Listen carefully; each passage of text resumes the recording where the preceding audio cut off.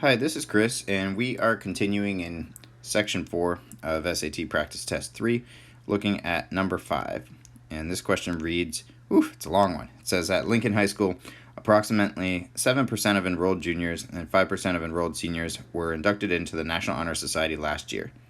Okay, so these values are probably important. 7% juniors, 5% seniors. If there were 562 juniors and 602 seniors enrolled at Lincoln High School last year, which of the following is closest to the number or total number of juniors and seniors at Lincoln High School last year who were inducted into the National Honor Society? Okay, so even though this is a very long question, what they're asking is relatively straightforward. They want to know what the total number of students enrolled in the National Honor Society is at this school. And so here, it's 7% of juniors, which means 7% of the 562 juniors.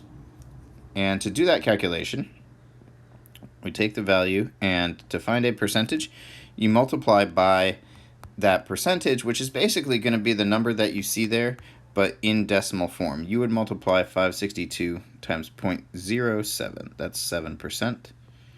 And so those are going to be our juniors. And when we multiply that out, we get a decimal, which is weird for a number of people, but keep in mind, they are just looking for a value closest to.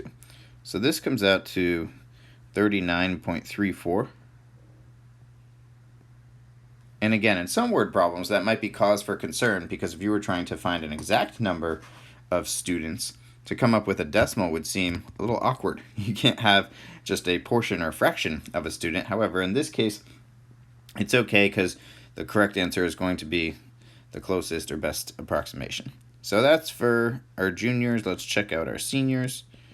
Here, 602 total, and to find 5% of those 602 seniors, we are going to multiply 602 times 0.05. That's the decimal form of that percentage. And when we do the math on that, we get 30.1.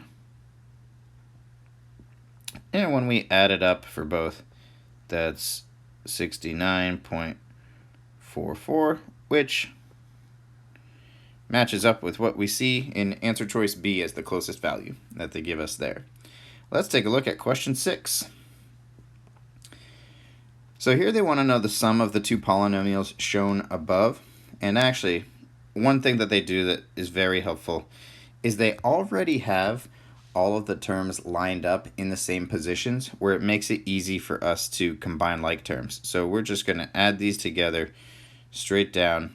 3x squared plus 5x squared. Those are like terms, and we can decide that they're like terms because they have the same exponent on the variable.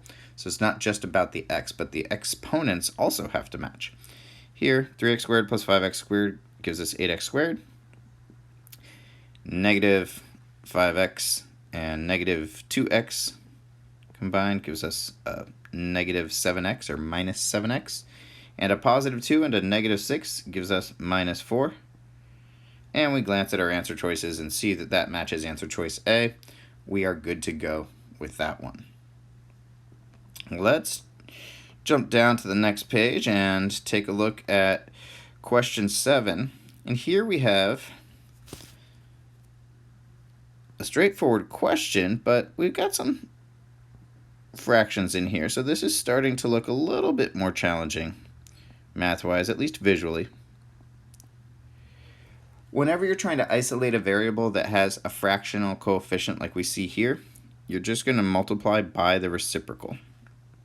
And to make it easier to see, let me color code that a little bit, but here, to cancel out that fraction, we're going to multiply by 5/3, and whatever you do to one side of an equation, got to do that same thing to the other side. And then from there, we're left with w by itself, and to multiply fractions, you're just going to multiply straight across. So 4 times 5 gives us 20 in our numerator, 3 times 3 gives us 9 in our denominator, and this question is going to give us a value of 20/9 for w. We'll finish up with questions